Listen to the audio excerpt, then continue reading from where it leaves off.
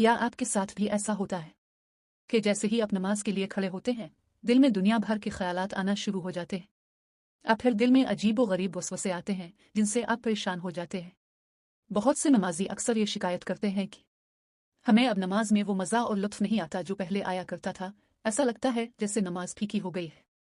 अगर आप भी इस परेशानी में मुब्तला हैं तो ये वीडियो सिर्फ आपके लिए है, क्योंकि आज हम इन ख्यालात और वसावस का एक ऐसा बेहतरीन और आसान इलाज जानेंगे जिसके बाद आपकी यह परेशानी हमेशा के लिए ख़त्म हो जाएगी। सबसे पहली बात तो ये समझ लीजिए कि इन ख्यालात और वसवसों का सबसे बड़ा और आसान इलाज यह है कि इनकी तरफ तवज्जो ही ना दी जाए। जी हाँ, जब आप इन ख्यालात पर ध्यान देना छोड़ देंगे तो ये इंशाअल्लाह खुद ब खुद ख़त्म हो जाएंगे। आपका काम सिर्फ यह है कि जब आप नमाज की नीयत बांधी तो अपना ज़हन नमाज की तरफ लगाने की कोशिश करें। अगर फिर भी कोई ख्याल आ जाए तो इससे लड़ने की ज़रूरत नहीं, बस अपना काम जारी रखिए।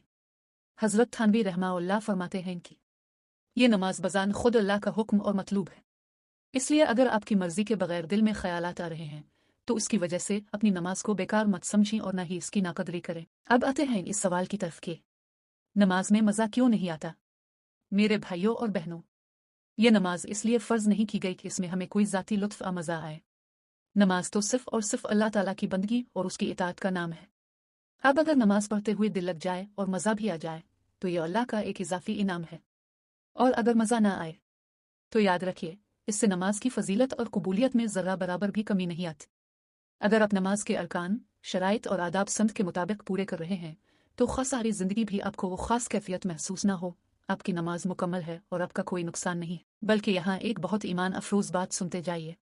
अगर आपका दिल नमाज पढ़ने को नहीं चाह रहा था, नफस सस्ती कर रहा था, लेकिन इसके बावजूद अपने अपने नफस पर जबर किया और अल्लाह के लिए नमाज पढ़ ली, तो इस नमाज पर आपको दुगना सवाब मिलेगा।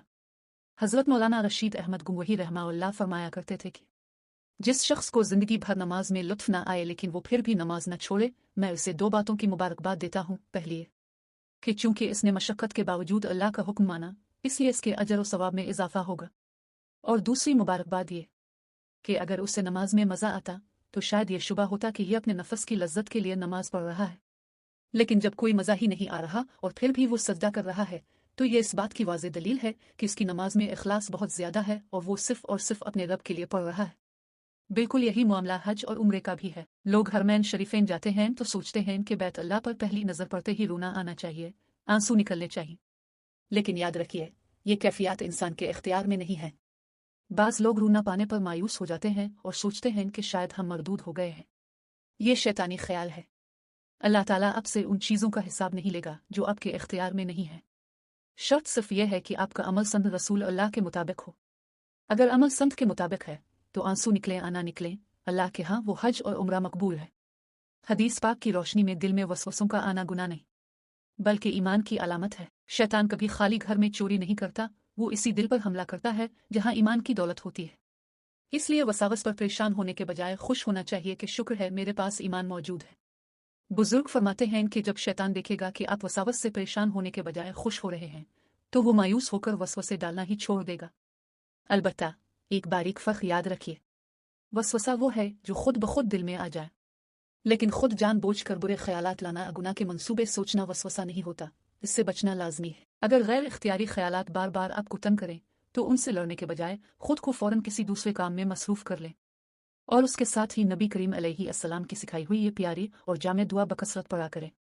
ए अल्लाह, मेरे दिल में आने वाले फजूल ख्यालात को अपनी खशियत और अपने जिक्र में तब्दील फरमा दीजिए, और मेरी हिम्मत और मेरी ख्वाहिशात का रुख उन चीज़ों की तरफ मोड़ दीजिए जिनसे आप राज़ी होते हैं। अल्लाह ताला हम सब की इबादतों में इखलास पैदा फरमाए और हमें अपने हिफ्ज़ व अमान में रखे। आमीन।